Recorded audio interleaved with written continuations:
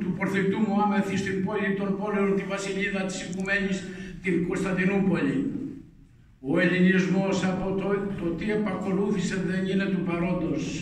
Ο ελληνισμός από το ίδιο εκείνο βράδυ άρχισε να σκέπτεται πως από την άξη το ζυγό της δουλείας και να σπάσει τα σαλίσους που ήταν πλέον δεμένος εις τα σχήρας και στους πόδας. Επέρασαν περίπου 20 με 30 συναπτά έτη από την άλωση της πόλεως και ακούστηκε για πρώτη φορά εις τα βουνά της υποδολουμένης πλέον πατρίδος μας το εξής άσμα: όσο είναι ο κλέφτης ζωντανός Τούρκο δεν προσκυνάει, κι αν πέσει το κεφάλι του δεν μπαίνει σε ταγάρι. Το παίρνουν οι σταυραετοί, ταΐζουν τα παιδιά τους, να έχουν ένα μέτρο το φτερό, μια πιθαμή τον ήχη. Και πώς αλλιώς, λέει ο θρυλικός γέρος, όταν ερωτήθηκε από τους ξένους που τους ονόμασε κλέφτες η Τουρκιά, τους αγωνιστάς των Ελλήνων για να ανέβρουν πάλι την ανεξαρτησία από τον βάρβαρο κατακτητή. Τους ονόμασε κλέφτες ο Τούρκος, διότι ήταν αυτοί που τον ελιάνιζαν καθημερινώς και τι άλλο του έκαναν, του προκαλούσαν πανικό και δέος. Έτσι γι' αυτό τους ονόμασαν οι Τούρκοι κλέφτες και έμεινε το όνομα κλεφτουριά. Και να ξέρετε ότι οι κλέφτες ήταν, επειδή δεν είχαν τα μέσα επικοινωνίες, εφημερίδες, τύπος και δημοσιογράφους κλπ, ήταν ότι με τα αυτοσχέδια κλέφτηκα τους τραγούδια μετέδιδαν τα νέα σε όλη την ελληνική τότε επικράτεια.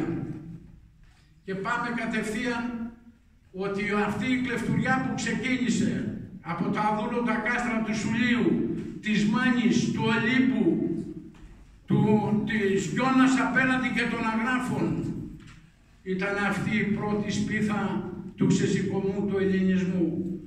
Έγιναν, να ξέρετε, ότι από την άλωση της πόλεως ως το 1821 γύρω στα 70-80 επαναστατικά κινήματα, άλλα τοπικά και άλλα περιφερειακά και μεγαλύτερα. Δυστυχώς όμως ο ελληνισμός δεν είχε τα μέσα, ούτε είχε την οργάνωση, ούτε τα όπλα να εξεγερθεί σύσσωμος κατά του βάρβαρου κατακτητού, και απέτυχαν όλα και επεχύθησαν ποταμοί αιμάτων. Και ερχόμαστε κατόπιν στο 1532, που είναι το πρώτο τουρκικό, λέω, ο θρυλικός γέρος του Μοριά, διότι εκεί οι Τούρκοι, αγαπητοί φίλοι, όταν εστάλει με εντολή εδώ του Γερμανού βασιλέως ο Γενοβέζος ναύαρχος Ανδρέα Ντόρια, ξεσηκώνοντα τους Έλληνες όχι για να ελευθερωθούμε εμείς, αλλά για συμφέροντα αλότρια δικά τους πάντα, και καλά κάναν οι ξένοι. Κοιτάγαν και τα συμφέροντά τους. Και αν συμπίπτανε τα δικά μας με των ξένων, να προχωρήσουμε κι εμείς. Ιδάλλως να κάτσουμε στα αυγά τους. Έγινε το πρώτο ξεσηκωμός μεγάλος. Εκεί την πλήρωσαν 2 Μητροπολίτες.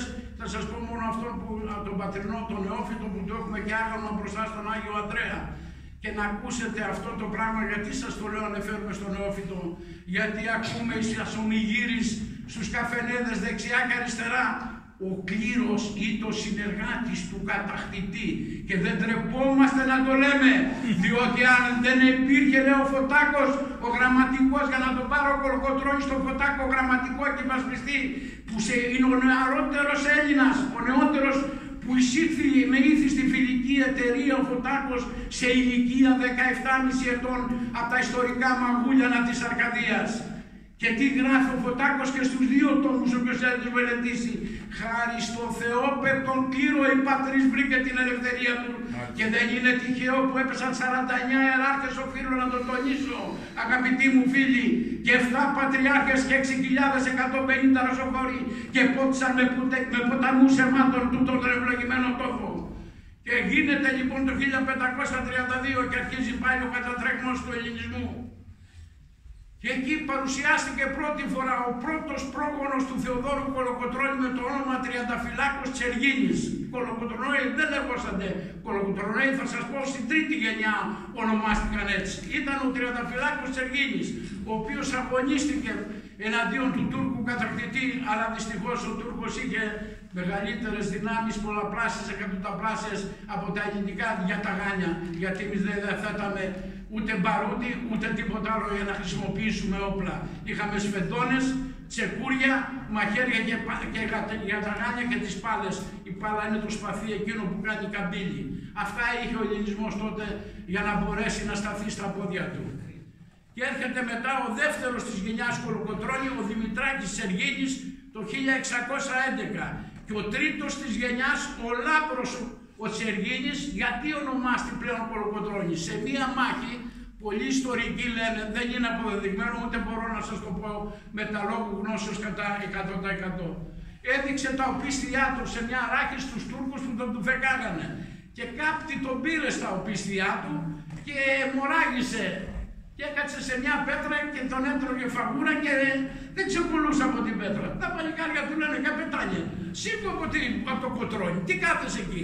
Και με χάρη αστιόντος είπανε, με συγχωρείτε, σεβασμιότητα την Κελιμπή, έστρωσε το κόλλο στο Κοτρώνη και του βγήκε το παρόνιμο Κολοκοτρώνης. Έτσι θα τους γνωρίζουμε από εδώ και πέρα. Αυτή είναι η πιο πραγματική ιστορία που λένε 5 ιστορικές έγκριτες ελληνικές πηγές. Όταν λοιπόν ο Λάμπρος Κολοκοτρώνης απέκτησε παιδιά, το Χρόνι, το Λάμπρο και το Δήμο, πρόγονοι του θρυλικού γέρου του Μοριά. Έρχεται η Βενετία κατόπιν, αυτό ήταν το πρώτο Τούρκι. Όταν ιτήθηκαν οι Τούρκοι στη Βιέννη από τον Πολωνικό στρατό και από τους Αυστρο-Ούγγρους, οι Ευρωπαίοι βρήκαν ευκαιρία να ξεσηκώσουν πάλι τον ελληνισμό, δίθεν να μας απελευθερώσουν, αλλά για να πάρουν τα νησιά και να ελέγχουν τις θάλασσες, το Ιόνιο μέχρι την Αλαβιά κάτω και το Αιγαίο. Και μας το 1774 έγινε αυτό, ο δεύτερος μεγάλος, είπαμε ξεσηκωμός των Ελλήνων. Και αυτός πάλι δυστυχώς κατεπλήγει που ονομάζει ο γέρος τα απομνημονεύματά του δεύτερο τουρκικό το 1710 με 1715, έγινε πάλι σφαγμός, φωτιά και τσεκούρι από το Σουλτάνο που δεν έμεινε λίθος επί λίθου στην Πελοπόννησο. Και να φανταστείτε ότι από 680.000 πληθυσμό την εποχή εκείνη έφτασε η Πελοπόννησο τις 100.000. Και τι σκέφτηκε ο Σουλτάνος? Επειδή οι Τούρκοι δεν δουλεύανε, αλλά μόνο εισέπραταν τους φόρους στο λεγόμενο χαράτσι, τρόφιμα, τα πάντα, μέχρι το Πατριαρχείο πρέπει να στείλει 1000 κιλά βούτυρο, στο Ραμαζάνι 1000 κιλά μέλι, 1000 το πρόβατα. Καταλαβαίνετε τι σημαίνουν αυτά. Ο Σουλτάνος του είπαν εκεί οι σύμβουλοι, βεζιράδες και υπουργοί, του λέει, αν εξολοθρεύσουμε τους λαγιάδες, τελείωσε η Ελλάδα. Λέει, γιατί τι θα εισπράξουμε εμείς και τι θα φάμε? Θα είμαστε αναγκασμένοι να σηκωθούμε να φύγουμε κι εμείς ιδίως από το Μοριά και από τη Ρούμελ. Από πού θα εισπράξουμε και από πού θα φάμε? Και έβγαλε ένα φιρμάνι, δηλαδή διαταγή ο Σουλτάνος, φιρμάνι στα τουρκικά, και λέει να σεβαστούμε τους γιαούριδες. Μας λυπήθηκε όπως βλέπετε, έτσι. Γιατί? Για το καλό δίθεν το δικό μας. Να μην τους εξαφανίσω, λέει, γιατί ο Αλλάχ δεν επιτρέπει να εξαφανίζω ένα δίκο ανθρώπους που δεν ξεσηκώθηκαν ποτέ, δηλαδή τα γυναικόπαιδα. Και έτσι λοιπόν οι Έλληνες ξαναγύρισαν από τα Εκτάρισα και από τα άλλα μέρη, από τις σπηλιές, από τα βουνά που είχαν κρυφτεί και γέμισε η Πελοπόννησο και έφτασε πάλι στις 400.000 μέσα σε 5 χρόνια. Γιατί είχε δώσει, ας πούμε, αμνηστία ο Σουλτάνος. Λοιπόν, ο Μπότσικας λοιπόν ο Κολοκοτρώνης, πρόγονος προσπάπος του γέρου του Μοριά, ήταν και αυτός ένας μεγάλος καπετάνιος και οπλαρχηγός στο Μοριά και έφτασε να αγωνίζεται και αυτός όπως όλοι οι πρόγονοί του με το σπαθί στο χέρι για την ελευθέρωση της πατρίδος. Και έρχεται μετά ο απόγονος αυτού, ο Κωνσταντίνος Κολοκοτρώνης ή καπετάν Κωνσταντής, που δεν ήταν άλλος από τον πατέρα θρυλικού του θρύλου γέρου του Μοριά. Ο Κωνσταντής Κολοκοτρώνης παντρεύτηκε, έκανε 6 παιδιά, 4 αγόρια και 2 κορίτσα. Λοιπόν, να μην σταθώ στα ονόματα, δεν χρειάζεται ούτε είναι του παρόντος να μακρηγορούμε. Και το 1769 η Μεγάλη Κατερίνη της Ρωσίας στέλνει τα αδέρφια του δυο ναυάρχους ονόματι Ορλόφ. Ήθελε να βοηθήσει το γένος των Ελλήνων. Υπάρχουν αποδείξεις ότι πραγματικά πίστευε ότι με την ναυτική δύναμη της Ρωσίας ίσως βοηθηθεί το γένος των Ελλήνων να ελευθερωθεί. Ήρθανε προς τα παράλια της Πελοποννήσου, Λακωνία, Μεσσηνία, Αχαΐα. Δυστυχώς όμως ανοργάνωτοι Έλληνες δεν μπόρεσαν ούτε τότε να πετύχουν. Μετά από ξεσηκωμό 2 ετών απεχώρησαν τα ρωσικά καράβια και οι Ρώσοι ναύτες και στρατιώτες. Είναι τα λεγόμενα ορλοφικά, που εδόθη ο μεγαλύτερος διωγμός του ελληνισμού έγινε στα ορλοφικά από το 1771 ως το 1790. Δεν έμεινε όρθιο τίποτα. Οι σπηλιές, οι μανάδες γεννούσαν στις σπηλιές. Για να θάψεις το παιδί σου έπρεπε να αγοράσει τον τάφο πάνω στο βουνό. Γιατί αν μάθαινε ο Αγάς ή ο Μπέης ότι απεδίωσε παιδί, μάνα, πατέρας, σου έλεγε πού θα τον θάψει ωραίο γιαουρής, λέει στα μέρη του. Πού μένει? Μένει στα μαγούλιανα. Πες του ωραία, αν δεν πληρώσει φόρο, μη γελαστεί και τα φιάσει τον άνθρωπό του, θα του κόψω το κεφάλι. Αυτή ήταν η εντολή. Σκεφτείτε τι διωγνούσε η πέστη πατρίδα και ο ελληνισμός. Λοιπόν, και στα ορλοφικά το 1770 η μάνα του γέρου του Μοριά ή το κυοφορούσα. Ήταν έγκυος. Ήταν στο μήνα της. Και απάνω στο κατατρεγμό που κολοκοτρονέοι ήθελαν να τη στείλουν κάτω στον τρουπάκι που σαν τα αδελφικοί φίλοι με τους κολοκοτρονέους που είχε τους πύργους, ο δεύτερος μετά τους Μαυρομιχαλαίους, καπετάνιος της Μάνης, να τους κρύψει. Πεζοπορία που έκαναν την άλλη μέρα από τη Λαμπρή, δηλαδή σκεφτείτε τι Λαμπρή περάσανε, έτσι, αυτοί οι μακαρίτες.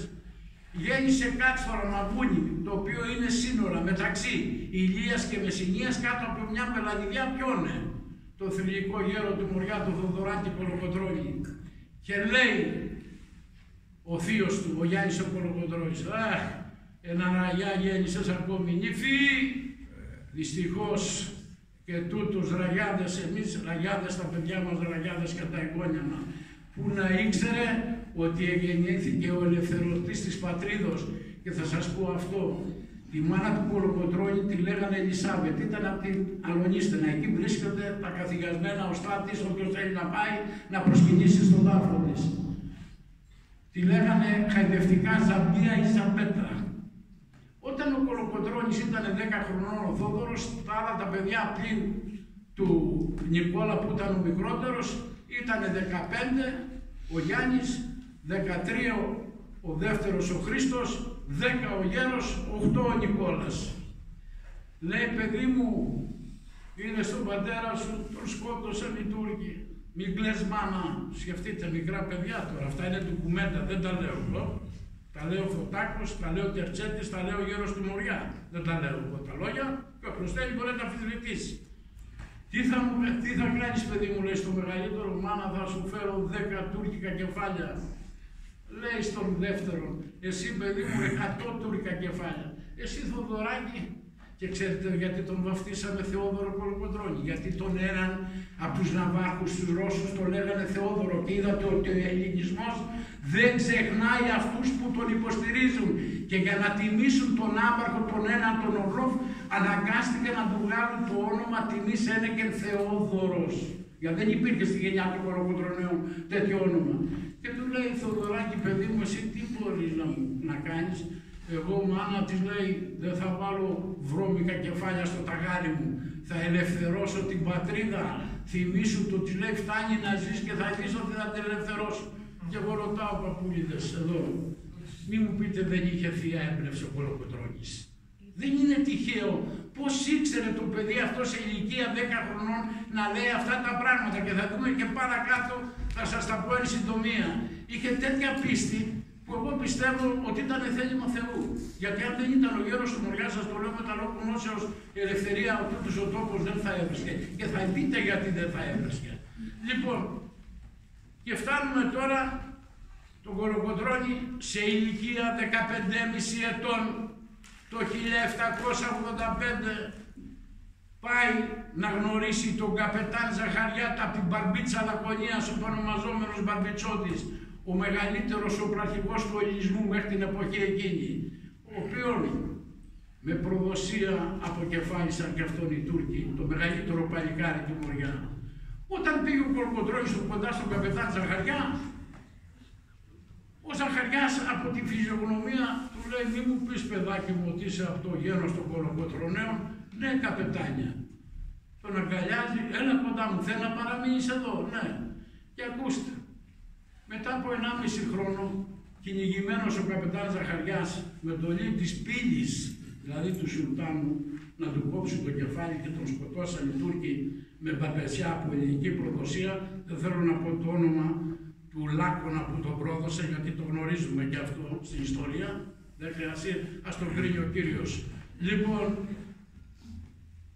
ένα βράδυ, στον κατατρεγμό απάνω, ξάπλωσαν κοντά σε μία βρυσούλα στα βουνά. Όλα τα παλικάρια ξύπνησε ο Ζαχαριάς κατά τις 3 τη νύχτα, είχε φεγγάρι. Να δει μην έρχεται κανένας Τούρκος, κανένας προδότης και τους προδώσει. Και τι βλέπει. Όλοι είχαν εξαρματωθεί, τα παλικάρια του, είχαν βγάλει τα ρούχα τα βαριά, γιατί ήταν Μάιος, τέλη Μαΐου, και βλέπει τον Θοδωράκη τον Κολοκοτρώνη με τα άρματα, με το γιοταγάνι του και κουμπωμένο, και είχε εξαπλώσει με το χέρι σε ένα λιθάρι. Καλεί το πρωί τον Κολοκοτρώνη και του λέει: καλά ρε παιδάκι, όλοι οι άλλοι γδύθηκαν, βγάλαν τα βαριά ρούχα, βγάλαν τα άρματα, βγάλαν τα γιοταγάνια. Και ξέρετε τι του απάντησε? Αχ, καπετάνια μου, έχουμε υπογράψει κανένα συμβόλαιο με τους Τούρκους ότι δεν θα έρθουν νύχτα να μας φάξουνε. Δακρυσμένος τη νύχτα ο Ζαχαριάς τον αγκαλιάζει και του λέει: θα σου πιάσω δικό σου ταϊφά. Καπετανά του ήταν του Ζαχαριά. Ταϊφά σημαίνει να έχεις 15-20 παλικάρια στα Τούρκια την εποχή εκείνη. Και έφτιασε δικό του ταϊφά ο γέρος. Άρχισε το όνομά του πλέον να εξαπλώνεται σε όλα τα πιλαέτια. Όχι μόνο στην Πελοπόννησο, στη Ρούμελη, στα Επτάνησα, μέχρι και στην Κέρκυρα, όπου ονομάζονται τότε κορφή. Η Κέρκυρα, η χώρα καταγωγής του αείμνηστου πρώτου κυβερνήτη της Ελλάδος, του Ιωάννη Καποδίστρια. Λοιπόν, και φτάνουμε τώρα το 1802. Μετά το μεγάλο διωγμό από τον καπετάν Ζαχαριά, φτάνουμε στο 1802. Θα στα λέω συντομία, γιατί δεν τα παίρνει ο χρόνος. Είναι 3 τόμοι και προσπαθούμε σε μια ώρα. Λοιπόν, ξαναδίνεται αμνηστία μετά την δολοφονία του καπετάν Ζαχαριά, να μην ερημώσει ο τόπος. Η εντολή ήταν τα παιδιά και τα γυναικόπαιδα δηλαδή να σταλούν μέση στην Ανατολή, στην Αίγυπτο, να εξαφανιστεί από το βορειά κάθε ίχνος ελληνισμού. Αλλά πάλι ο νέος ο Σουλτάνος πλέον μετά από 100 χρόνια επαναλαμβάνει την ίδια αμνηστία, γιατί οι Τούρκοι εδώ είσατε στο Μοριά μαζί με τα γυναικόπαιδα γύρω σε 70.000 Τούρκους, μπέλιδες και αγάδες, οι οποίοι δεν εργάζονται, απαγορεύεται ο Τούρκος να εργαστεί, παππούλοι μου, βαφτέρες, μόνο να εισπράττει το χαράτσι και τίποτε άλλο. Αυτή ήταν η αποστολή του, και να στέλνει τα μισά του φόρου στην υψηλή πύλη, δηλαδή στον Σουλτάνο. Το 1806, βλέποντας τον κατατρεγμό, προτού δοθεί η αμνηστία, να επανέλθω στο προηγούμενο, μέχρι και οι Έλληνες έγιναν καταδιώκτες των καπεταναίων οπλαρχηγών και κλεφτουριάς και αρματολών. Ξέρετε γιατί? Γιατί αν δεν συνεργάζονται με τον Τούρκο, θα ξεκληρίζονται όλοι. Και βγήκανε στις κορυφές και φωνάζανε: δόθε πάει ο Κολοκοτρώνης, δόθε πάνε οι καπεταναίοι. Είδε ο Κολοκοτρώνης μέσα σε 5 μήνες δεν μπορούσε να κρυφτεί πλέον πουθενά. Καλεί τα παλικάρια του που ήσαν γύρω στα 200 και τους λέει: αδέρφια, καιρός να χωρίσουμε σε μικρές ομάδες, και όποιος μπορεί να κρυφτεί στα ευλογημένα του τα χώματα, οι άλλοι να φύγουμε στα Επτάνησα, τα οποία τότε ήταν υπορωσική αγγλική κατοχή. Και το 1806 μπαρκάρισε ένα πλοίο κάτω από το Γήθιο και φτάνει στο Τσιρίγο, στα σημερινά Κύθυρα. Αλλά το Τσιρίγο του φαινόταν μακριά. Μπαίνει σε ένα κεφαλονίτικο βαπόρι και πάει στη Ζάκηθο. Γι' αυτό λέει το τραγούδι το κλέφτικο: ο Θοδωράκης κάθεται στη Ζάκηθο στο κάστρο και αγναντεύει το Μοριά. Βλέπει την αλωνίστε να τον παίρνει το παράπονο και το βαρύ το κλάμα. Ο γέρος πήγε στη Ζάκηθο, όπως λέει στη βιογραφία του, για να βλέπει τα βουνά του Μοριά, της Πελοποννήσου, και είχε αφήσει μία παρακαταθήκη: καλύτερα να με φάνε τα όρνια και τα ζωντανά στο Μοριά, εκεί που γεννήθηκα, εκεί θέλω να πεθάνω, παρά να με πάτε και να με γλιτώσετε αλλού. Το ίδιο έλεγε και ο αδερφός του, ο Γιάννης ο Μεγαρίτης, που σκοτώθηκε και αυτός από προδοσία στην Πελοπόννησο. Λοιπόν, Εκεί λοιπόν από τη Ζάκυνθο ήταν τυχερός, γνώρισε ένα μεγάλο φιλέγνατο συνταγματάρχη, τον Άγγλο, τον Τζόρτς. Θα λέμε την αλήθεια, αγαπητοί φίλοι, σεβαστοί πατέρες, ότι μπορεί να ήσαν άλλοι που κατεδίωκαν τον ελληνισμό, αλλά υπήρχαν και φιλέλληνες, όπως ο Λόρδος Βύρον, ο μεγάλος Άγγλος ποιητής που παρέδωσε το πνεύμα του στο Μεσολόγγι. Ένας από αυτούς ήταν ο Τζόρτς, ο συνταγματάρχης, ο οποίος έγινε αδελφοποιητός με τον Κολοκοτρώνη και τον δίδαξε την πολεμική τέχνη, τον πήρε στον Αγγλικό στρατό και τον έκανε ταγματάρχη. Από τότε φόρεσε τη λαμπρή περικεφαλαία ο γέρος του Μοριά. Και ξέρετε τι είχε γράψει στην περικεφαλαία? Είχε βάλει αυτόν τον σιδηρουργό, πώς του λέμε, που ασχολούνται με τα σιδηρουργοί, να του γράψει ανάγλυφα γράμματα τη λέξη ήθε, θ, ξέρετε γιατί? Τι εννοούσε με αυτό? Ήθε να ελευθερωθεί η πατρίδα. Τίποτα δεν ήταν τυχαίο. Ήσατε όλα φιλοσοφημένα και μελετημένα από αυτούς τους μεγάλους αγωνιστές του γένους των Ελλήνων. Πήγε στην Κέρκυρα και γνώρισε τον Καποδίστρια πρωτού γίνει υπουργός εξωτερικών του Τσάδου. Και γνώρισε και τους καπεταναίους της Ρούμελης, τους Τζαβελαίους, Μποτσαραίους και όλους, μέχρι και τον Διοβουνιώτη που ήταν στη Βιωτία, στην Αττικοβιωτία, που μεγάλωσε και αυτός ο πλαρχηγός της Ρούμελης. Ήταν πολύ τυχερός που έπραξε αυτό. Και ένα άλλο πράγμα που έκανε ο γέρος του Μοριά, το ξέρετε, έγινε και κουρσάρος. Μαζί με το Σταθάτο Γιάννη, το γαμπρό του Μπουκουβάλα, από την Ετωροκανανία του μεγάλου πλαρχηγού, οργάνωσαν ένα στόλο πλοιαρίων με κάτι μικρά κανονάκια επάνω γύρω στα 70 πλοία.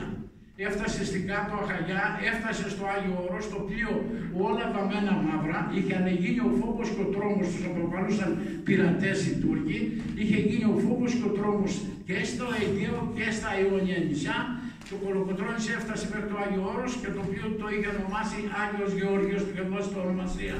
Και εκεί να γνωρίζετε, όχι αυτά που λένε σήμερα, πότε βγήκε η πρώτη επίσημη ελληνική σημαία.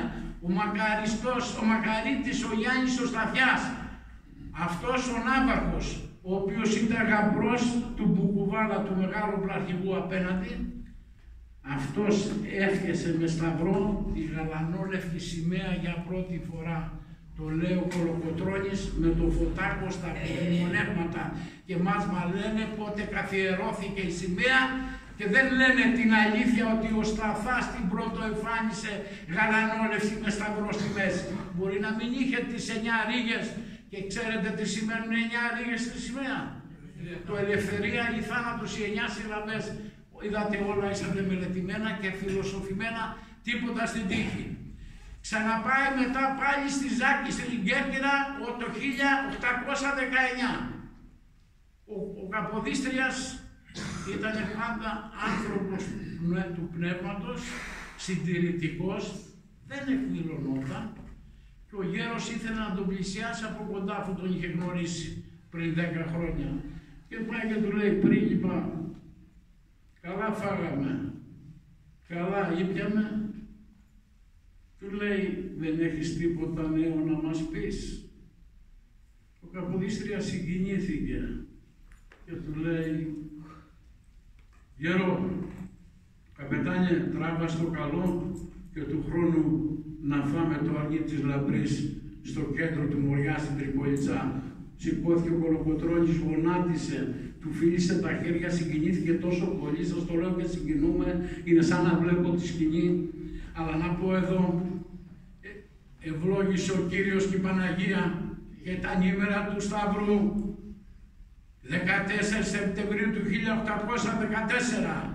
3 έμποροι μικροαστήσατε, Ξάνθος, Σκουφάς, Τσακάλοφ, είδαν ότι ο ελληνισμός ανοργάνωτος, χωρίς ηγέτη, δεν είναι δυνατόν να ελευθερωθεί. Και ίδρυσαν, όπως την ξέρετε όλοι, την λεγόμενη ελληνική φιλική εταιρεία. Η φιλική εταιρεία άρχισε να μει πρώτα ποιους λέτε? Τους συναδικούς ιεράρχες Και ξέρετε πατέρες πως είναι γραμμένοι, έχω το κώδικα, το μυστικό κώδικα της φιλικής εταιρείας, πως αποκαλούνται οι συνοδικοί ιεράρχες, οι οποίοι μαρτύρησαν όλοι μαζί με τον Αΐμι στο Άγιο Γρηγόριο τον Πέμπτο, απαγωνιστέντες και σκολοπιστέντες, όλοι οι ιεράρχες του Οικουμενικού μας Πατριαρχείου, ξέρεις πως αποκαλούνται στο μυστικό κώδικα δυστυχείς.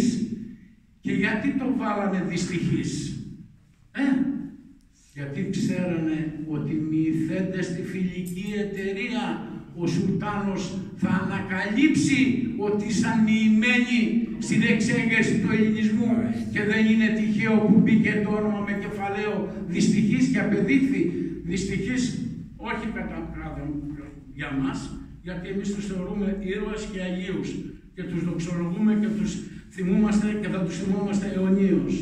Λοιπόν, αυτοί λοιπόν άρχισαν να βγουν. Ο Κολοκοτρώνης μοιήθηκε το 1818 στη Ζάκυνθο. Στη Ζάκυνθο έμαθε και τα πρώτα του γράμματα. Είχε δύο φιλόσοφους στη Ζάκυνθο, τον Μαρτέλαο και τον Ρώμα. Και τον μάθαιναν την ελληνική ιστορία, όχι στην καθαρεύουσα, γιατί δεν τα καταλάβαινε τα γράμματα της καθαρεύουσας και του την είχαν γράψει στην απλή ελληνική γλώσσα την τότε καθημιλουμένη. Και όταν έμενε ο Μαρτέλαος το πρωί να τον χαιρετήσει, ξέρετε τι του έλεγε? Χαιρετώ την Ελλάδα για τον γέρο του Μοριά, ακούστε, φιλώ τη χείρα της ελευθερίας της. Ήξεραν οι σοφοί αυτοί οι Ζακυνθινοί, όπως ο Διονύσιος ο Σολωμός, ο εθνικός μας ποιητής, και του φιλούσανε το χέρι γιατί τον θεωρούσαν ότι θα ήταν ο ελευθερωτής της Ελλάδος, και όπως έγινε μετά από 2 χρόνια. Και φτάνουμε τώρα, αφού είχε ποιηθεί όλος ο ελληνισμός, από τους 90 ιεράρχες και επισκόπους που μετήχαν στο σημερινό ελληνικό χώρο, είχα ποιηθεί το 90%, δηλαδή 78 ιεράρχες μοιημένοι στη φιλική εταιρεία, οι ηγούμενοι των μονών όλοι. Ελάμβαναν επιστολές από τη φιλική εταιρεία για τον ίδιο τον πρώτον εθρεγέρτη, τον Αλέξανδρο Υψηλάνη, τον υπασπιστή και στρατηγό του Τσάρου. Και τι τους έγραφε? Άγιε καθηγούμενε, κοίταξε να μαζέψεις ό,τι μπορείς από τρόφιμα που διατηρούνται και φτιάσε και κανένα ψεύτικο φαρμακείο, γιατί θα χρειαστούν όταν θα έρθει η ώρα του ξεσηκωμού. Και όλα τα μοναστήρια βρίσκονται εν εγρηγόρση και γι' αυτό πλήρωσαν με το αίμα τους όλοι οι ηγούμενοι. Λοιπόν, και έρχεται λοιπόν η ώρα και στις 6 Ιανουαρίου, όταν έλαβε την επιστολή από τον Αλέξανδρο Υψηλάντη, ο οποίος του έγραφε πρώτα μάχου υπερπίστεως και πατρίδος, υπερπίστεως και μετά υπερπατρίδος. Δεν είναι τυχαίες οι επιστολές αυτές.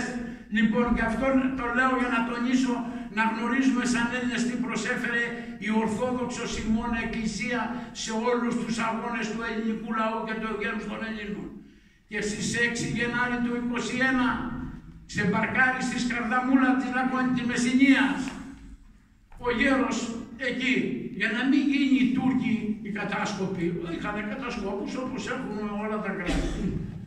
Οι καλοθελητές υπήρχαν που ενημέρωναν τον Τούρκο κατακτητή. Ο γέρος όμως ήταν πολύ, είχε μάθει και από τους Άγγλους, αλλά και από τους λόγιους Έλληνας. Πήγαινε και έπαιζε τα λεγόμενα σαμάδες, δηλαδή κεραμιδάκια που παίζαμε εμείς όταν ήμασταν στα χωριά. Και οι κατάσκοποι Τούρκοι τον βλέπαν έτσι ατιμέλητο με τα γένια και τα μαλλιά χτένιγα, για να μην δώσει στόχο. Πήγαιναν στον Πασά στην Τρίπολη και ο Πασάς έγραψε στο Σουλτάνο, λέει Κολοκοτρώνης. Ένα γεροντάκι λέει εκεί που παίζει πέτρες, λένε τα παιδιά, δεν μας ανησυχεί η εμφάνισή του. Λοιπόν, και έρχεται λοιπόν η ιστορική μέρα στις 17 Μαρτίου, και εδώ θα το τονίσω γιατί υπάρχουν διαφωνίες μεταξύ των νέων ιστορικών. Ότι ξεσηκώθηκε, ελευθερώθηκε πρώτη Καλαμάτα από τα Καλάβδα. Όχι, αγαπητοί φίλοι. 17 του Σεπτέμβρη στην Αγία Λάμπρα, ο Γερμανός μαζί με τον επίσκοπο Κερνίτσης, ο Προκόπιος, αφού έκλεισαν τις πύλες μετά τη Θεία Λειτουργία στις 12.30 τη νύχτα, που είχαν μαζευτεί όλοι οι δημογέροντες για να μην κοινοποιηθεί ακόμη το μυστικό του ξεσηκωμού, όπου ήταν Ζαΐμις, Ρόδος, Φωτιλέη, Χαραλάμπης, Λοταρέη από την Κόρινθο, τους είπε, έβγαλε το λάβαρο μπροστά στην Αγία Πύλη. Αφού τους όρκησε, Και θα σας πω πώς αποδεικνύεται. Υπάρχουν 4 διάστατα στοιχεία που τα έχω τονίσει σε πολλές εκπομπές όταν με ρωτάνε. Γιατί πρώτα τα καλά βρήκα. Πρώτον, διάκονος, ιεροδιάκονος του παλαιών πατρών Γερμανού το 1821 μέσα στον Άγιο Αλέξιο, τον άνθρωπο του Θεού, ή το 1871 όταν υποδεχθήκαμε τα ιερά και καταιγισμένα οστά του Αγίου Γρηγορίου του Πέμπτου από την Οδυσσό, του Πατριάρχη που κρέμασαν ανήμερα τη λαμπρή οι Τούρκοι στη μεσαία πύλη των Πατριαρχείων. Αυτή την Αγία μορφή καταγόμενος από την Εύανδρο Δημητσάνα στο όνομα Γεώργιος Αγγελόπουλος, όπως ήταν και ο μακαριστός Άγιος Γερμανός, ο παλαιών πατρών Γερμανός, ήταν τότε που ο μακαριότατος του 1871 Θεόφιλος Παπαδοβλαχόπουλος καταγόταν από την Πάτρα και ενώπιον του βασιλέως, ξένων πρέσβεων, ξένων επισήμων, εκεί που πεδάξαν τα καθηγαρμένα λείψανα του Αγίου Γρηγορίου του Πέμπτου το 1871. Ξέρετε τι είπε?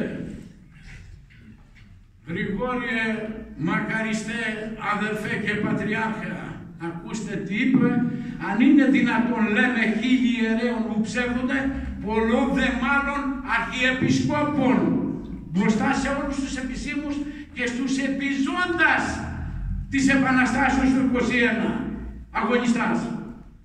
Λέει, ο πάλε ποτέ σου, ο πάλε ποτέ ιεροδιακονός σου Γερμανός, Γρηγόριε Άγιε, ήταν αυτός ενώπιόν μου που σήκωσε το λάβαρο και είπε με στεντόρια φωνή, δεν θέλω να επαναλάβω όλο τι είπε ο Γερμανός: αδέρφια, ελευθερία ή θάνατος. Δεύτερη απόδειξη, ο πρόεδρος της Ακαδημίας, ο Δεσποτόπουλος από το Αίγιο, όπου στο σπίτι του έγιναν 3 συσκέψεις στη Βοστίτσα τη λεγόμενη με τον Παπαφρέσκα στο Ξεσηκωμό τέλη Γενάρη του 21. Και έγινε το παιδί, εκείνο ήταν 19 χρόνων και ήταν στην Αγία Λάμπρα, γιατί ο πατέρας του ήταν πρόκριτος και συνόδευε τον πατέρα του στη σύσκεψη ο Ταρτσίκος ο Γερμανός και ήταν πρώην πρόεδρος της Ακαδημίας Αθηνών. Επανέλαβε το ίδιο. Και το τρίτο, ξέρετε ποιο είναι η απόδειξη ότι έγινε πρώτα στα Καλάβρητα?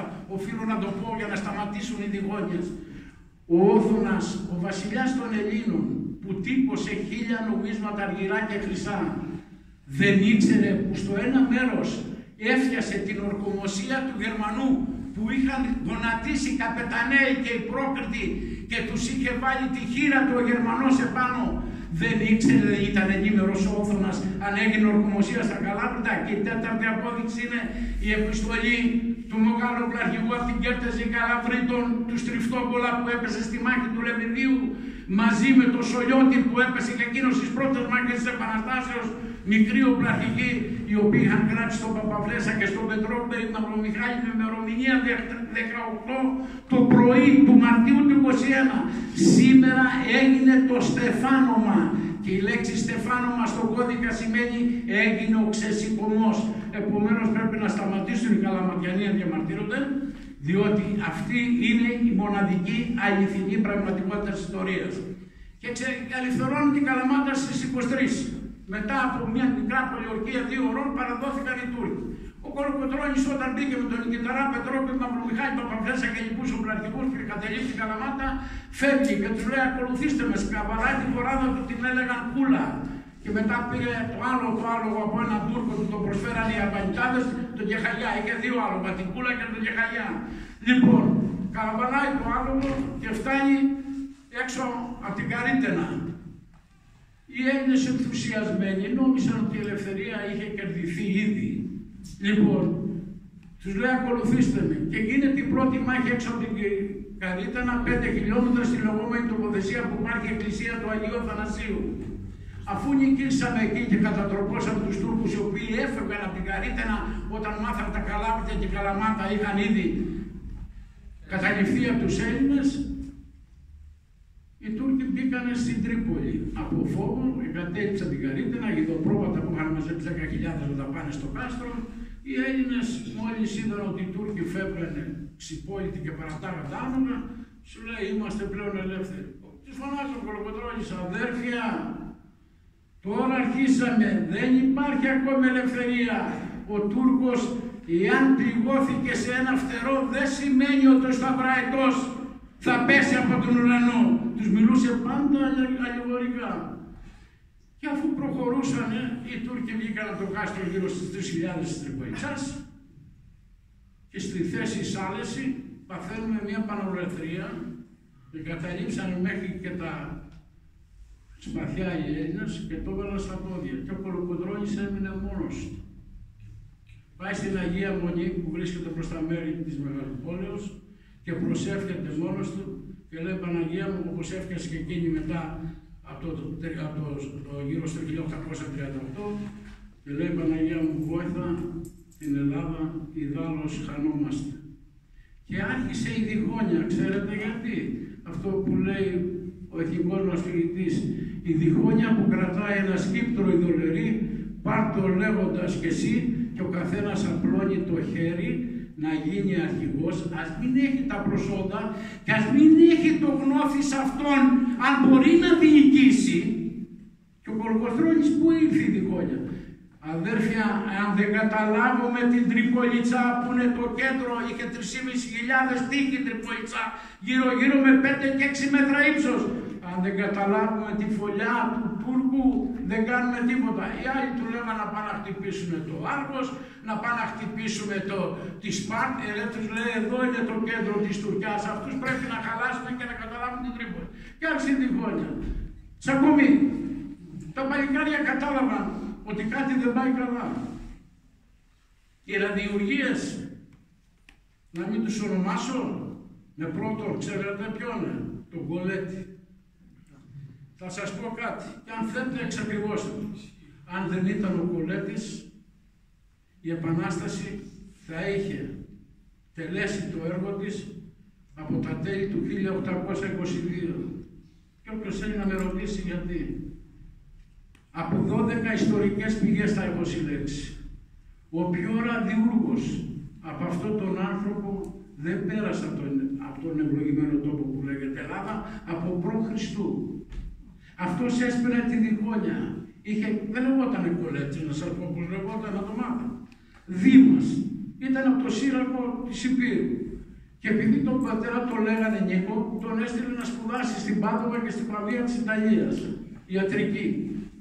Και οι Ιταλοί, επειδή τον πατέρα το λέγανε Νικόλα, του βάλαν το μικρό όνομα Νικολέτο, το παιδί του Νικόλα.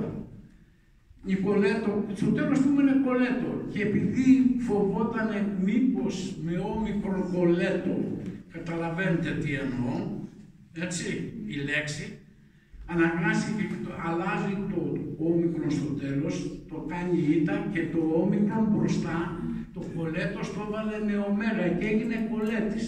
Και επικράτησε πλέον όταν ήρθε στον Αλιπασά, ξέρετε, τον είχε γιατρό Αλιπασάς, τις ραδιουργίες και τις διαπλοκές τις έμαθε από το Βεζίρι Αλιπασά. Λοιπόν, αυτός ήταν ο πρωτέτειος όλων των διχασμών. Και ξέρετε τι άλλο έκανε αυτός ο άνθρωπος? Όταν είχα πάει στα Γιάννα, θα σας το πω και αυτό εν συντομία, να εκπροσωπήσω την Ομαρχία Χαΐας σαν αντινομάρχης. Είδα εκεί άγαλμα του Κολέτη, πλατεία Κολέτη. Λέω στον Ομάρχη Ιωαννίνο, δεν θέλω να πω ονόματα. Του λέω μεγάλες τιμές βλέπω στο Παλέτο. Τι λέτε, μου λέει? Τι λέτε εκείνο τώρα? Ο Κολέτης. Μεγαλύτερη προσωπικότητα που πέρασε στην Επανάσταση. Ο προλότης. Ναι, λέω, έχετε διαβάσει καθόλου ιστορία, κύριε Νομάρχα? Μου λέει όχι. Σας παρακαλώ, αφήστε, δεν θέλω να παραξηγηθούμε. Διαβάστε κανένα ιστορικό ντοκουμέντο και άλλη ώρα θα συζητάμε. Και ξέρετε τι άλλο έκανε αυτός ο άνθρωπος?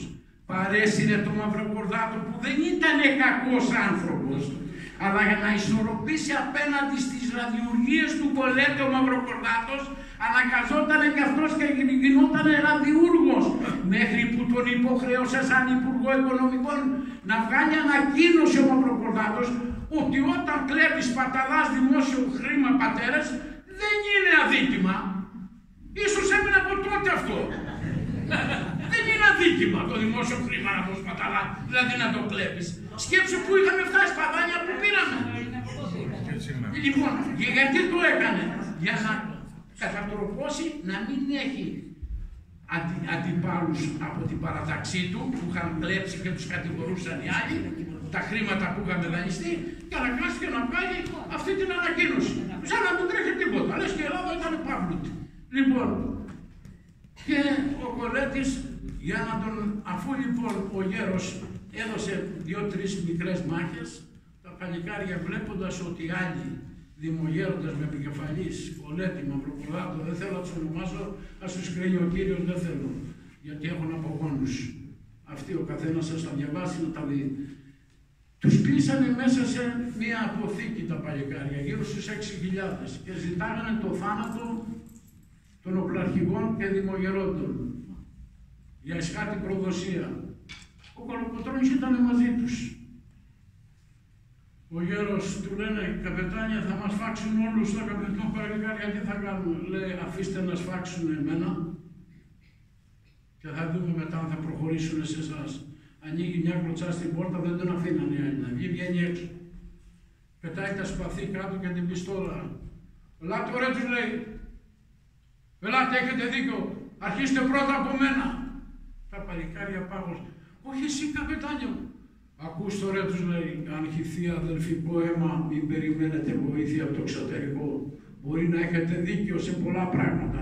Αλλά μην τολμήστε να χύστε αίμα αδελφικό.